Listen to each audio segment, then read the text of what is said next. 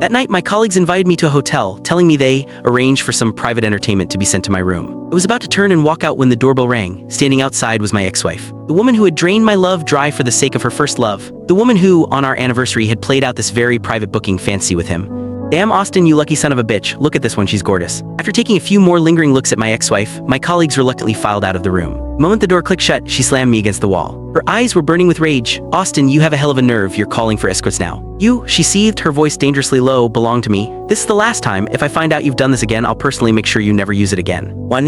Her condescending attitude dredged up all the bitter memories. Surge of my own anger coursed through me, and I shoved her away. What right do you have to control me? I shot back. As my ex-wife or as the entertainment, let's not forget I'm the one who ordered you. You should be listening to me. With that, I yanked the door open and walked out. To my surprise, my colleagues were still huddled outside the door. They swarmed me the second they saw me. Austin, man, what are you doing? You're not gonna enjoy a beauty like that. I'm worried about catching something. No, I don't think so, man. I specifically asked about that. Then their eyes darted around mischievously. Well, if you're not going to, maybe we will. They started to move toward the door, but I blocked their path. I wouldn't if I were you, I warned them. She's divorced on her second marriage. You really want her psycho husband coming after you. I was trying to give them a friendly warning, but the more I said, the more suspicious they became. Just sighed, shook my head, and walked away. The next day at the office, my ex-wife Sarah walked up to my desk in front of everyone and placed a small cupcake on it. And came the announcement she was my new boss. Jaws of the colleagues from last night dropped wide enough to fit an egg. Holy shit, she's our new boss? Austin, you missed the chance of a lifetime to sleep your way to the top. I don't know, why would the new boss give you a cupcake? You think it was love at first sight last night. And my words from the hotel came back to them. Wait a minute, Austin, are you the psycho ex-husband? No, I'm the one she cheated on. I tossed the cupcake into the trash, grabbed my bag, and walked out of the office. Let them guess I was done explaining. No,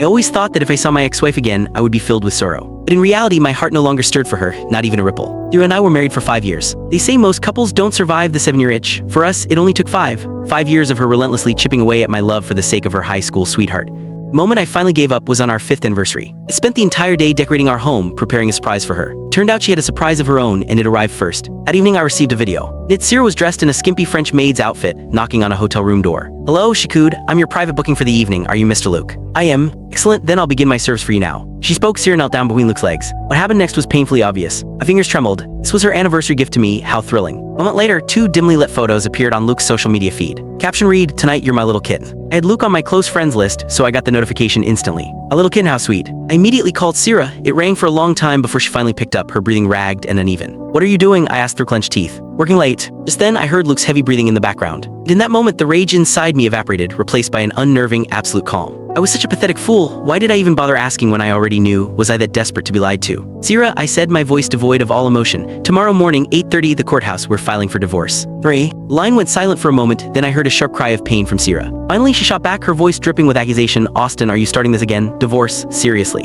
Click the link on the homepage to watch the full follow-up for free.